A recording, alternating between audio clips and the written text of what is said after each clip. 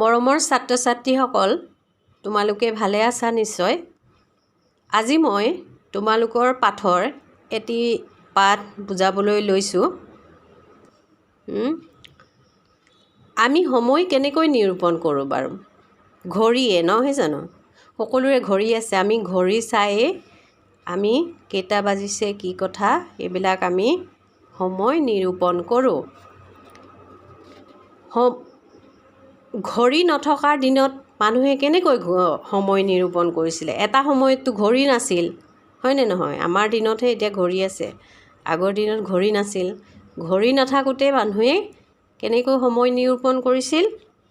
প্ৰকৃতিৰ গতিবিধি লক্ষ্য কৰি, প্ৰকৃতিক চাই পেলাই, জীৱ জন্তুৰ আচৰণ, এই ধৰা আমাৰ কুকুৰাই ডাক দিলে, কুকুৰাই কেতিয়া ডাক দিছে, এইবিলাক মানুহে তেতিয়া বা বেলিটো চাই পেলাই তেওঁলোকে সময় নিৰূপণ কৰিছিল। আজি মই তোমালোকৰ পাঠত থকা সময় নামৰ পাঠটি বুজাবলৈ লৈছোঁ। তোমালোকে ভালদৰে মনোযোগ দি শুনিবা। এই পাঠটিত সময়ৰ কেনেকৈ সদ্ব্যৱহাৰ কৰিব লাগে সেই বিষয়ে কোৱা হৈছে। এই সময় নামৰ পাঠটি লেখক হৈছে নীলমণি ফুকনদেৱ। আমি পাঠটি আৰম্ভ কৰাৰ আগতে নীলমণি ফুকনদেৱৰ বিষয়ে অলপ জানি লওঁ আহাচোন। নীলমণি ফুকন, তেখেতৰ জন্ম হৈছিল 1880 চনত আৰু মৃত্যু হৈছিল 1978 চনত। তেওঁৰ ডিব্ৰুগড় জিলাত জন্ম হৈছিল। পিতৃ লম্বোধৰ খাৰঘৰীয়া ফুকন। স্কুলীয়া শিক্ষা তেওঁ ডিব্ৰুগড়ত গ্ৰহণ কৰিছিলে। কটন কলেজত FA আৰু কোচবিহাৰৰ পৰা BA আৰু কলিকতাত আইন শিক্ষা গ্ৰহণ কৰে। জৰ্জ ইনষ্টিটিউট হাইস্কুলৰ তেওঁ প্ৰধান শিক্ষকো আছিল আৰু পিছলৈ চাহ বাগিচাৰ ব্যৱসায়ীও হৈছিল। কংগ্ৰেছত যোগ দি বিধানসভাৰ সদস্যও হৈছিল। তেখেতে বহুত সাহিত্য জগতলৈ বহুতো অৱদান আগবঢ়াই গৈছে। তেখেতৰ কৃতি হ'ল সাহিত্য কলা, চিন্তামণি, জ্যোতিমনা, মানসী, সন্ধানী, আলোচনী আৰু 9 জুন কাকতৰ তেওঁ সম্পাদকো আছিল। অসম সাহিত্য সভাৰ শিৱসাগৰ অধিৱেশনৰ সভাপতিৰ আসনো তেওঁ শুৱনি কৰিছিল বুলি কৈছে। এই পাঠটিয়ে, সময় নামৰ পাঠটিয়ে তোমালোকক সময় সচেতনতাৰ ভাৱ সৃষ্টি কৰিবৰ কাৰণেই লেখকে এই পাঠটি বৰ্ণনা কৰিছে বুলি কৈছে। যে সময়ৰ সচেতনতা আৰু তাৰ উচিত ব্যৱহাৰৰ জৰিয়তেহে শৃংখলিত জীৱন যাপনৰ পথ শুদ্ধ কৰে বুলি কৈছে। যদিও আমাৰ ঘড়ীৰ কাঁটা কেইডালে সময় সূচিত কৰে, তথাপিতো কৰ্মৰ জৰিয়তেহে আচলতে প্ৰকৃতাৰ্থত সময়ৰ মূল্যায়ন হয় বুলি কৈছে। সেইকাৰণে আমি সদায় সময় কেনেকৈ সদ্ব্যৱহাৰ কৰিব পাৰি তাৰ চেষ্টা কৰিব লাগে। এতিয়া আমি পাঠটোলৈ গৈছোঁ। এতিয়া আমি পাঠটোলৈ আহোঁ। এই পাঠটোত কি কৈছে? সময়ক নৈ সোঁতৰ লগত তুলনা কৰা হয় বুলি কৈছে। নৈ সোঁত, আমি নৈ সোঁত দেখিছোঁ, যিবিলাকে নৈ দেখিছে, নৈ সোঁত পানী বৈ থকাটো দেখিছে। পানী অহৰহ বৈয়ে থাকে, ই কেতিয়াও এক জেগাত ৰৈ নাথাকে। ঠিক তেনেদৰে সময়ো ৰৈ নাথাকে, সময়ো বৈ গৈ থাকে বুলি কৈছে। নৈ পানী যেনেকৈ বৈ গৈ থাকে, সময়ো তেনেকৈ বৈ গৈ থাকে, ই ৰৈ নাথাকে।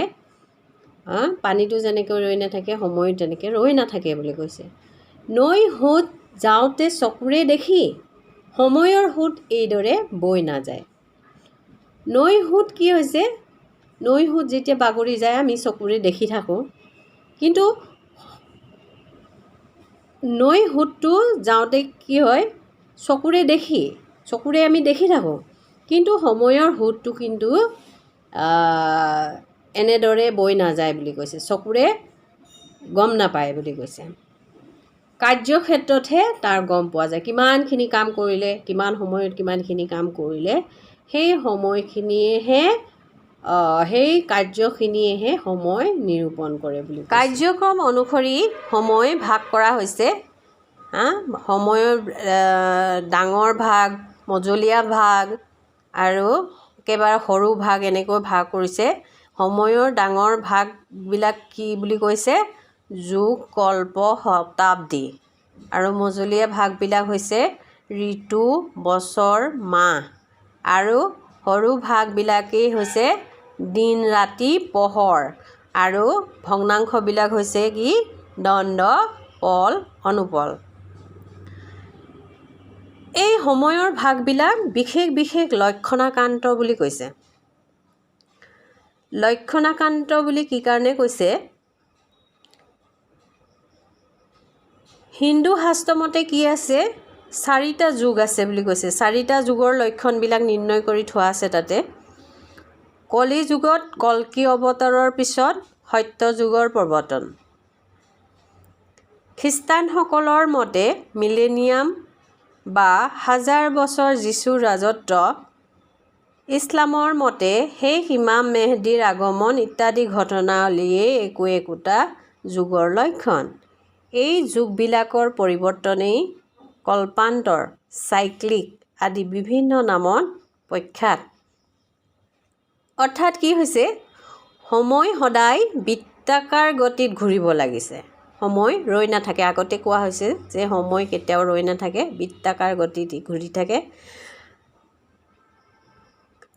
সেইকাৰণে লেখকে কি কৈছে কাৰ্যক এই বৃত্তৰ ব্যাস বুলি কৈছে এই বৃত্তৰ ব্যাস বুলি কৈছে আৰু পৰিধিৰ বেছ কম হয় বাবেই সময়ৰ বিভিন্ন বিভাগৰ কল্পনা কৰা হৈছে এই পাঠটোত আৰু কি কৈছে যে একোটা বিশেষ ঘটনা বা মানুহৰ কাৰ্যকলাপ অৱলম্বন কৰিও সময়ৰ ভাগ কৰা হয় ধৰ্ম কলা সাহিত্য বুৰঞ্জী কিংবদন্তি যুদ্ধ বিগ্ৰহ ৰাজত্ব আদি বিষয়বিলাকে সময়ৰ একোটা ঢাপ তুলি সীমাবদ্ধ কৰি থৈ যায় সংবত শকাব্দ খ্ৰীষ্টাব্দ হিজৰী শংকৰাব্দ চৈতন্যাব্দ ইত্যাদি সময় বিভাগৰ গুৰিতে এনে একোটা স্মৰণীয় ঘটনা আছে ইয়াতে যে কৈছে সংবত এই সময়ছোৱা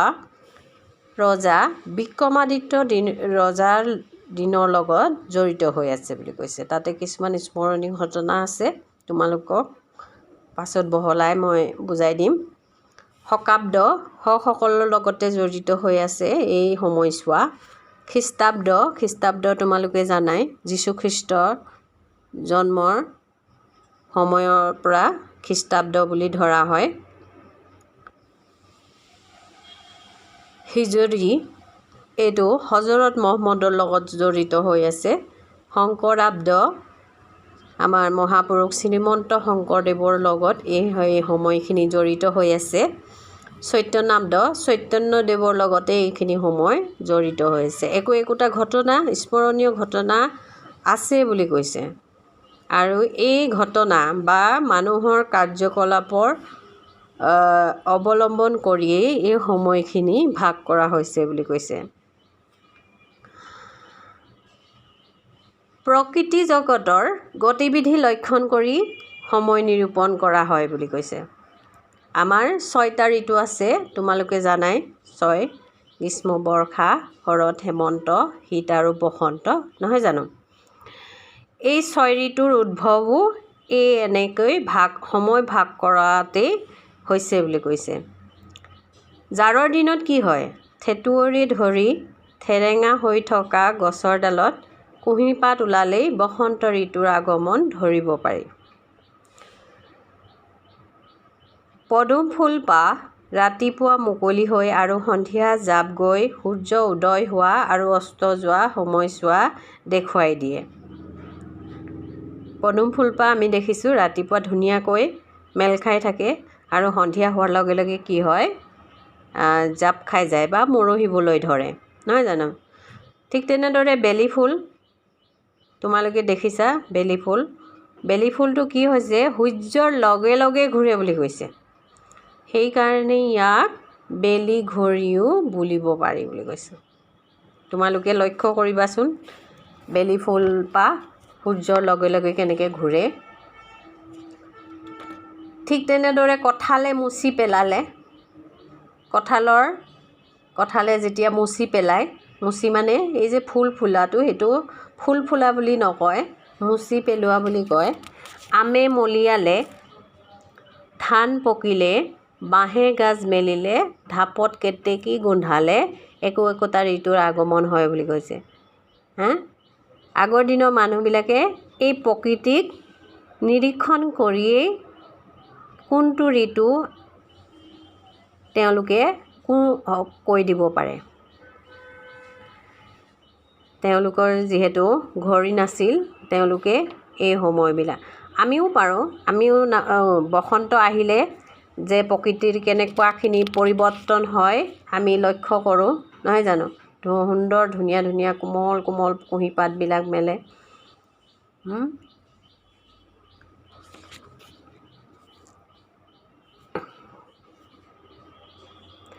ঠিক তেনেদৰে জীৱ জন্তুৰ আচৰণতো সময় নিৰূপণ কৰিব পাৰি।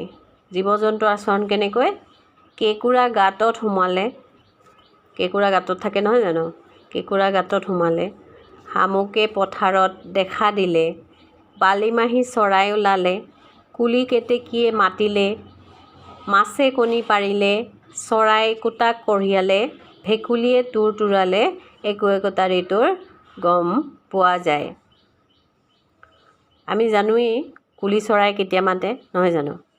বহাগ বিহুৰ সময়ত বা বহাগ বিহুৰ আগমন যেতিয়া ঘটিবলৈ সেই তেতিয়া বসন্তৰ আগমনত, হয়নে নহয়? কুলি কেতেকীয়ে মাতে। তাৰপিছত মাছে কণী পাৰিলে, মাছে কণী পৰাৰ সময়খিনি আমি নিৰূপণ কৰিব পাৰোঁ।